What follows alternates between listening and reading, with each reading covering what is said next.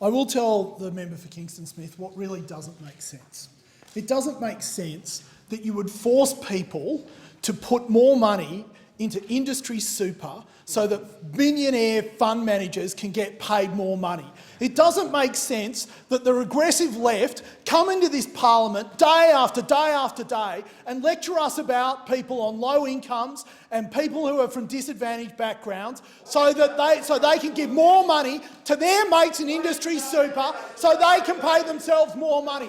The answer of the regressive left is always the same. Look after our donors and everyone else can go to hell. Because you can stand here and talk about women retiring into poverty, but what you don't want to talk about, what IFM doesn't want to talk about, what industry super doesn't want to talk about, is the tens of millions of dollars that they pay year in and year out to in corporate sponsorships, in corporate facilities, wine, quaffing on wine, you know, throwing back the food at the AFL, while they all went up there to Queensland. While their members, what did their members ever see? Don't come into this chamber, and lecture anyone about how they're interested in the retirement of their members. How many of their members could get into Queensland in the last 6 months from New South Wales? The answer is none. From Victoria, the answer is none. But somehow, everyone from industry super who wants to, they can go up there, no doubt with the tens of millions of dollars in corporate advertising. I mean, Greg Combet is more famous now than he ever was when he was the Minister for Climate Change under the regressive left. I mean, that's the problem with this, with you guys on that side. Members opposite.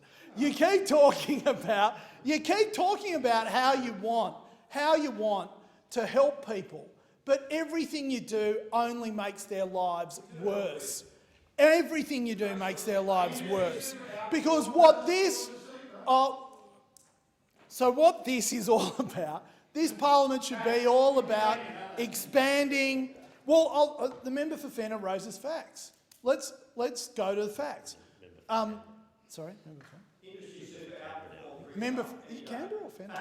You are correct. It is the member for Fenner. Thank you, member for Wentworth. Member for the member for McCallum might do wise to listen to the chair rather than his comments. Indeed, Madam Chair, as always.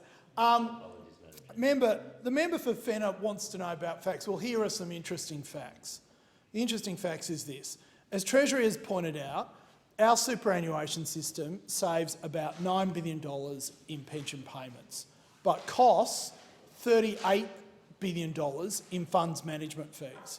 That, by the way, is 3 times what Australian households pay for electricity and energy prices. 3 times. And do those opposite come in here and demand that we get a better deal for the people from low incomes and from disadvantaged backgrounds, or do they stand up for the ongoing fees and charges of the multi-millionaire funds managers in industry super?